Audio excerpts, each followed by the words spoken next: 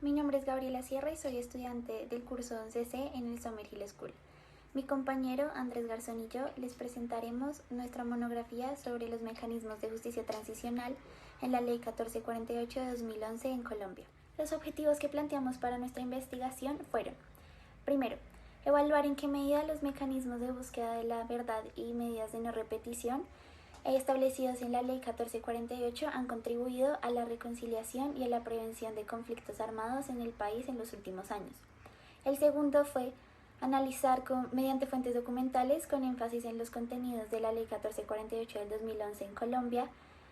que se refieren a la justicia transicional, la búsqueda de la verdad y no repetición,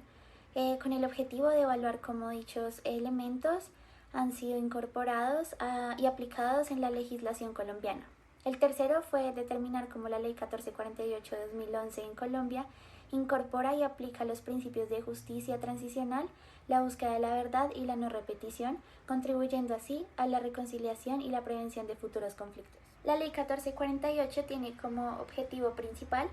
abordar los problemas derivados del conflicto armado y la violencia en el país, mediante la búsqueda de la verdad, la justicia, la reparación y la no repetición. Sin embargo, la implementación de esta ley ha enfrentado diversas críticas y desafíos. Algunos de los principales problemas pueden ser, por ejemplo, la complejidad de la ley, que dificulta su comprensión y acceso para las víctimas, la falta de recursos para implementar adecuadamente la ley. Para mayor comprensión del tema se debe entender el concepto de justicia transicional, la cual se basa en 4 pilares fundamentales. La reparación, que busca brindar compensación a las víctimas del conflicto, tanto material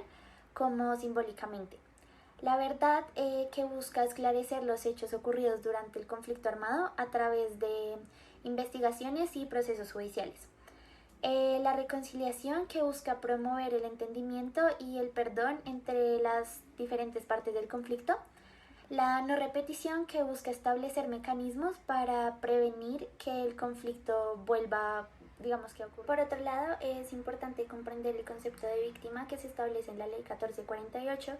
que incluye a personas que han sufrido un daño físico, psicológico, material o moral como consecuencia del conflicto, familiares de las personas que han sido desaparecidas, desplazadas, asesinadas o en general afectadas por el conflicto, personas que han intervenido y ayudado a las víctimas.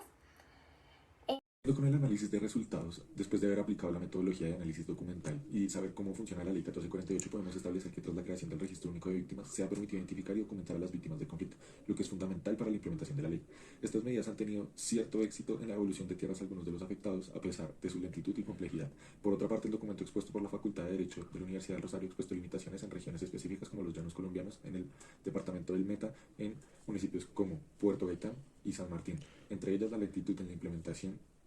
lo que ha generado frustración en las víctimas y críticas al gobierno nacional. La restitución de tierras también ha enfrentado obstáculos como la oposición de grupos armados ilegales y dificultades en la identificación de propietarios legítimos de tierras.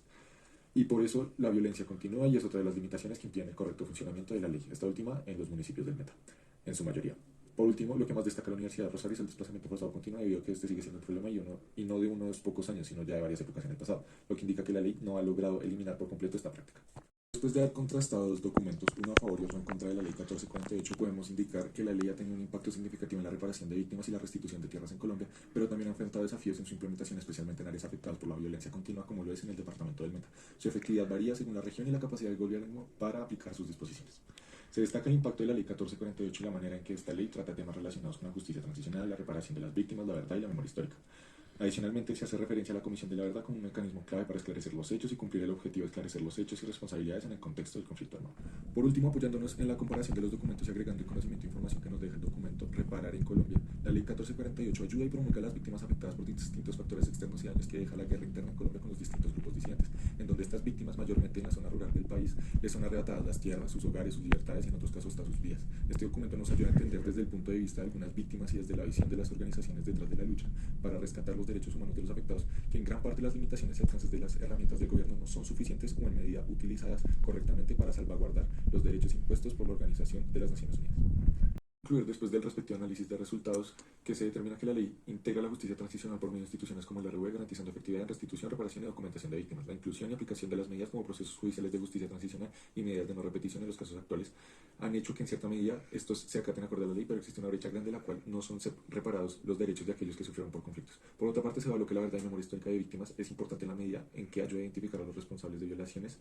de derechos humanos y crímenes atroces. Esto permite que las víctimas y sus familias busquen justicia y que se impongan sanciones a los culpables. La memoria histórica contribuye a recordar y reconocer el sufrimiento de las víctimas. Por último, se evaluó que la contribución de la ley en la prevención de futuros posibles conflictos armados se ha dado por medio de mecanismos de búsqueda de la verdad, estableciendo la creación de la Comisión para el Esclarecimiento de la Verdad, la convivencia y la no repetición, que busca esclarecer los hechos del conflicto armado y promover la reconciliación. Si bien la búsqueda de la verdad es fundamental para la reconciliación y la prevención de futuros conflictos, su impacto directo en la prevención de conflictos puede ser limitado, ya que se centra más en la justicia transicional y la reparación.